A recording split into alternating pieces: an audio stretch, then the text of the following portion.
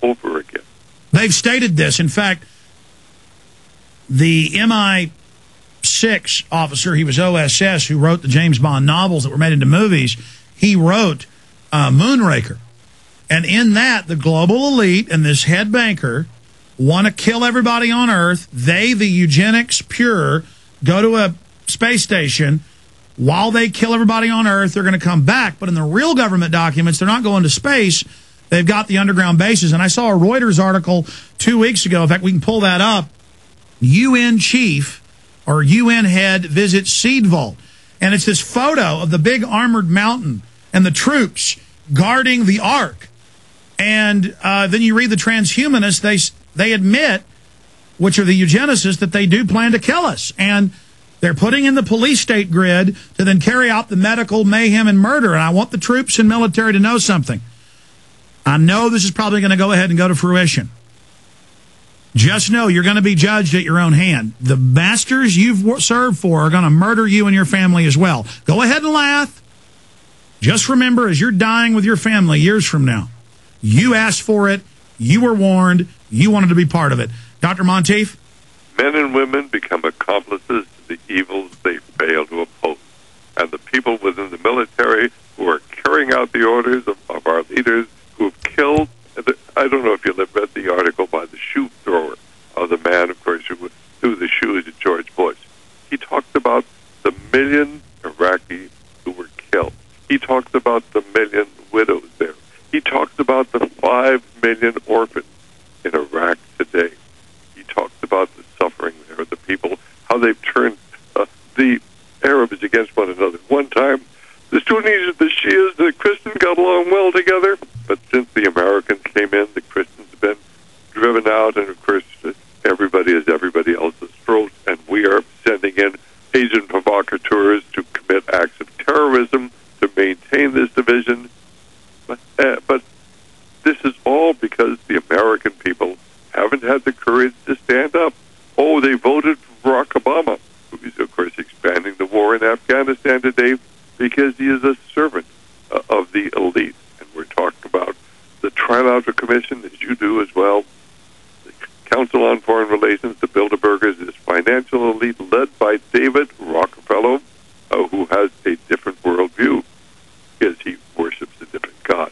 And until people understand that there is a powerful spiritual force, a Luciferian force behind everything going on today, and they really hate humanity, and that's why they're storing the seeds.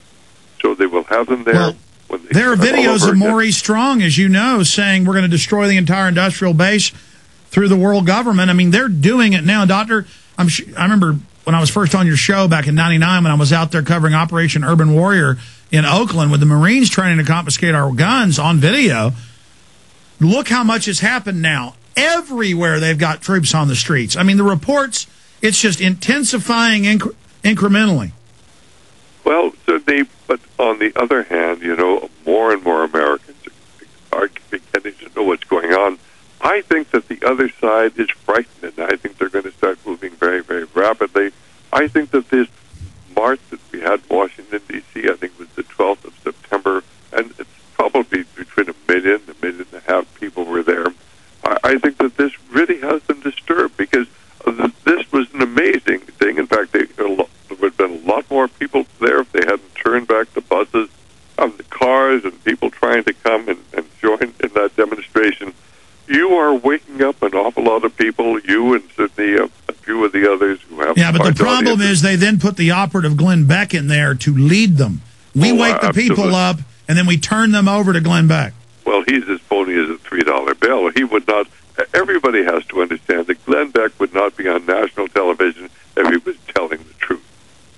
So basically, he's going to say some things that are absolutely right and you agree with, but that's the old bait-and-switch technique. He gets in there, he gets your confidence, and then he gives you a lot of information that is frankly not true. And that's why I think people look to you for leadership. They look to you for reliable information. I appreciate so much you're getting that information out, and you must be ruffling a lot of feathers because you're getting so much opposition.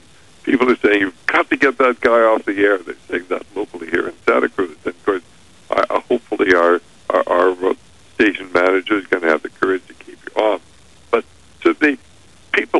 beginning to wake up. I've been at this for 47 years, and we are seeing more people upset now, and especially when they're threatening our healthcare workers being fired. And let me say to the healthcare workers who are there, just tell them, if you fire me, and I'm going to sue you, and I will tell any of them, I'll come back and testify you. First of all, you do not need to take the shot, because by the time they have the vaccine for the H1N1 influenza virus, why, the epidemic is going to be just about over. It's already peaking out as we speak today. But they've got 195 million doses of the vaccine. What are they going to do with it? They've got to give it to the people. That's why they want to double up on the amount of mercury they're going to give to our children.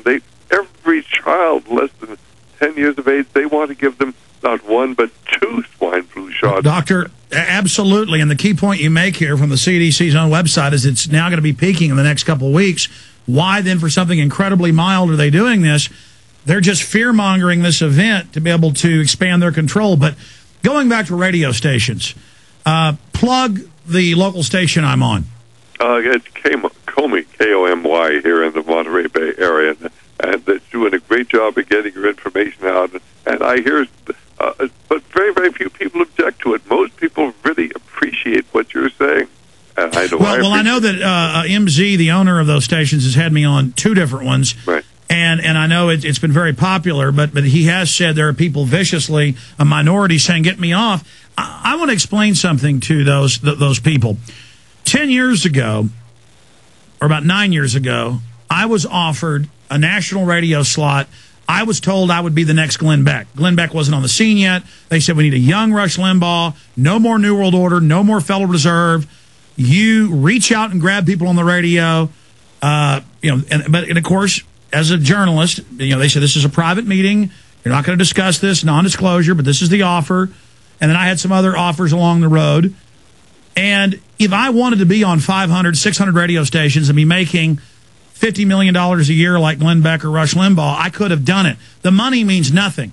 When you know they're putting cancer viruses in vaccines, when you know they've designed the plastics to leach injured estrogen mimickers on record, that's BBC Today, to sterilize you, when you know you have no future, why would I take $50 million and go live in a mansion and sit there and lie to people all day? The truth is what matters. We have no future. This is a cold-blooded killing machine. This isn't just some boss hog offering me $50 million to hang out with him and Roscoe Pico train. There's no survival. This is making a deal with the devil. Daryl Rundis, a friend of mine, Dr. Monteith, always gives the analogy of, for selling out, if I offered you $1,000 for your eyes, would you take it, Dr. Monteith? Absolutely not. Okay. What if I offered you $1 million or $1 billion? Nothing. Because freedom is the most important thing we have. Well, your eyes, exactly. So, to finish the statement, your eyes are just a window to the soul. How much money would I take for my soul? So, folks, you don't hurt me when you get me taken off the air. You hurt yourselves. I've told you the truth.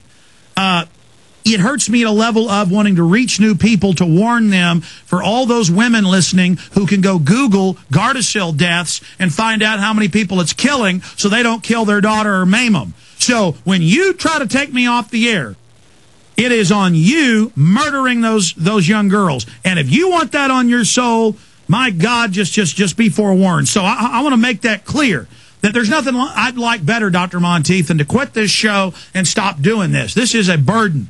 And so people that think they get me by attacking me or lying about me or doing that, and they attack the station owners that have courage to put me on, you folks don't even know where I'm coming from. And so I just feel sorry for you. Dr. Monteith, go ahead.